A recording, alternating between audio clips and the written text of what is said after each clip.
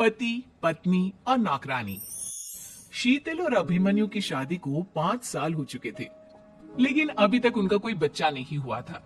इसकी वजह से शीतल और अभिमन्यु परेशान रहते थे, लेकिन उन दोनों से ज्यादा परेशान थी शीतल की सास, यानी अभिमन्यु की माँ जानकी देवी। जानकी देवी चाहती थी कि जल्दी से जल्दी उनकी गोद में पोता या पोती आ जाए, और इसलिए वो अपनी बहू शीतल को लेकर एक दिन हॉस्पिटल पहुंची। डॉक्टर मैडम, जरा ठीक से चेक करके बताइए ना।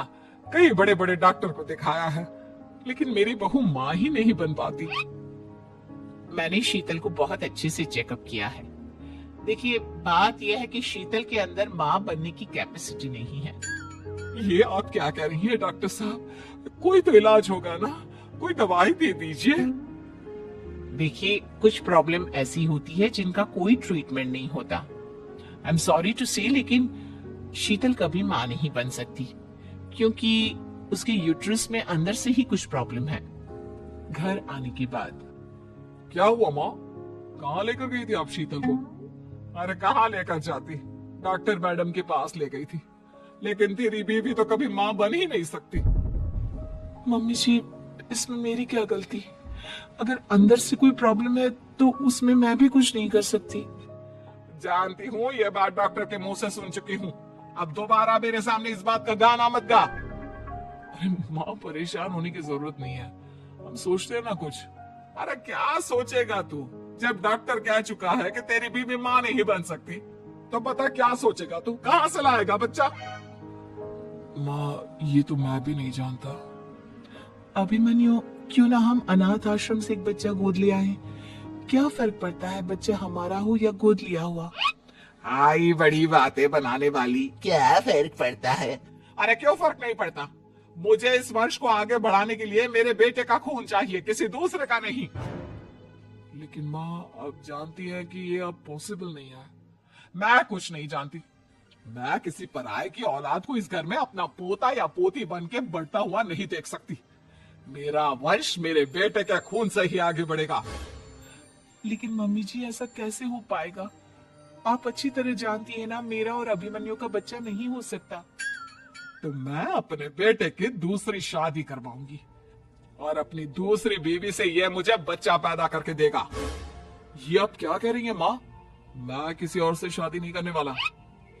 मेरे रहते हुए आप अभिमन्यु की शादी किसी और से करवाएंगी? मम्मी जी, आप ऐसा कैसे कर सकती हैं? तू बस देखती जा बहू, मैं ऐसा कैसे कर सकती हूँ। कुछ दिनों के बाद, अभिमन्यु, मैंने तेरे लिए लड़की ढूंढ ली है। माँ, मैं आपको कितनी बार समझाऊं, मुझे किसी से शादी नहीं करनी है। पहले मेरी बात सुन। ये जो चमेली है ना, हमारे घर में काम करने आती है, वो तुझसे शादी करने के लिए तैयार है। मम्मी जी, आप अभिमन्यु की शादी एक नौकरानी के साथ करवाएंगी? वो इसलिए क्योंकि चमेली दिखने में बहुत खूबसूरत है, बच्चा भी सुंदर ही होगा। मम्मी जी, लेकिन एक बच्चे के लिए अपने बेटे की शादी नौकरानी के साथ करवाना, क्या ये सही है? अगर अभिमन्यु ने शादी नहीं की ना, तो मैं अपनी जान दे दूंगी। अब देख लो, अगर तुम्हें अपनी माँ की जान प्यारी है तो तुम्हें इस नौकरानी के साथ शादी करनी ही होगी। इस तरह जानकी देवी अपने बेटे अभिमन्यु की शादी नौकरानी चमेली के साथ करवा देती है। कुछ दिनों के बाद, नौकरानी से मालकिन बन के तो मजा आ गया, अब तो मैं इस घर की मालकिन हूँ। देखो, अपने आप को ज्यादा मालकिन समझने की कोशिश मत करो। एक बार तुम्हारा और अभिमन्यु का बच्चा इस दुनिया में आ जाए, उसके बाद तुम इस घर से हमेशा के लिए चली जाना। अरे जाओ जाओ, किसी और के आगे बातें बनाना, एक बच्चा तो पैदा नहीं कर सकी। बढ़िया आई, जाओ जाकर मेरे लिए कॉफी बना कर लाओ। नौकरानी मैं हूँ या तुम? मम्मी जी, देखिए ना शीतल मुझसे किस तरह से बात कर रही है। शीतल, तुम्हें पता है ना चमेली प्रेग्नेंट है, मेरे बेटे के बच्चे की माँ बनने वाली है। वो जैसा कहती है वैसा करो। लेकिन मम्मी जी, वो मुझे नौकरों की तरह ट्रीट कर रही है।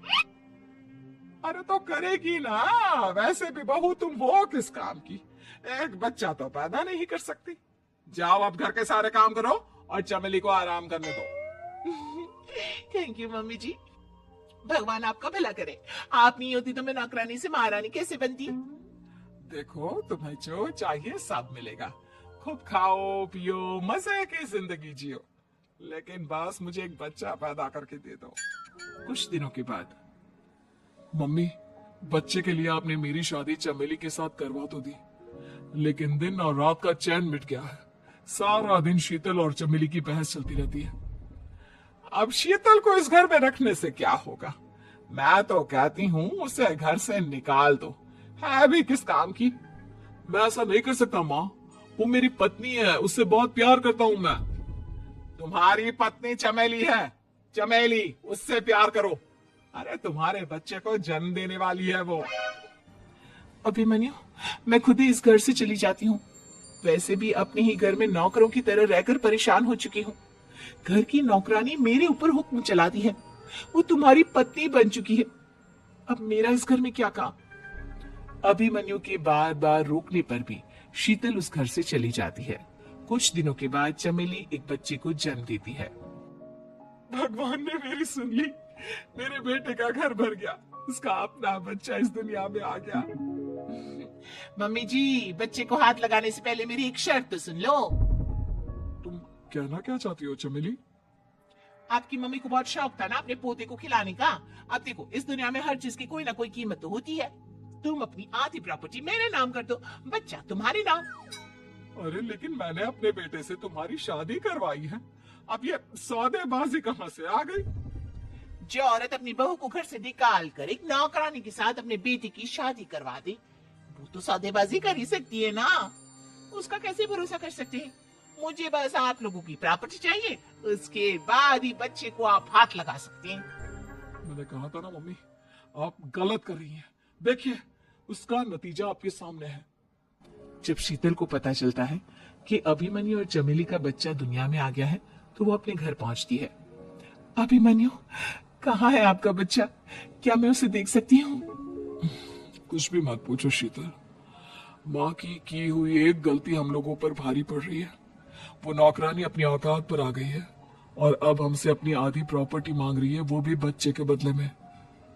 एक बात कहूँ अभिमन्यु, आप उससे कुछ भी देने से मना कर दो।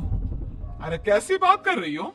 मेरे बेटे की औलाद है उसके पास, ऐसे कैसे मना कर दे? मम्मी जी, वो अभिमन्यु का बच्चा नहीं है, वो चमेली और उसके बॉयफ्रेंड का बच्चा है। ये तुम क्या कह रही हो शीतल? ये देखिए वीडियो, चमेली और उसका बॉयफ्रेंड आपस में बातें कर रहे हैं कि उन दोनों ने मिलकर आपको बेवकूफ बनाया है और अब इस बच्चे के बदले आपसे प्रॉपर्टी भी हड़प लेंगे। हे भगवान, ये मुझसे क्या हो गया? ना तो बच्चा मिला और अपने बेटे की नौकरानी के साथ शादी करवा दी सो अलग। अब क्या होगा? मुझे माफ कर दो शीतल, मेरी वजह से तुम्हें बहुत तकलीफ हुई है। अभिमन्यु, मैंने कहा ना, उस नौकरानी को उसके बच्चे सहित इस घर से बाहर निकाल दो। लगता है मेरे अभिमन्यु का बाप बनने का सपना अधूरा ही रह जाएगा। अभिमन्यु, अपनी मम्मी से कहो कि परेशान ना हो। आपको याद है, एक बार हम एक IVF सेंटर गए थे, मैंने फिर से वहां जाकर बात की थी और आपको पता है, इस बार मैं प्रेग्नेंट हूँ, क्योंकि हमने वहां पर प्रोसीजर करवाया था जिसकी वजह से मैं प्रेग्नेंट हो गई थी। और इस बात का पता मुझे बस कुछ महीने पहले ही लगा है। हमारा बच्चा इस दुनिया में आने वाला है अभिमन्यु। मुझे माफ कर दो शीतल बहू, मुझसे बहुत बड़ी गलती हो गई। कोई बात नहीं माँ, लेकिन अब हमें उस धोखेबाज नौकरानी को इस घर से बाहर निकालना है और इस घर की मालकिन को वापस घर लाना है, वो भी अपने बच्चे के साथ।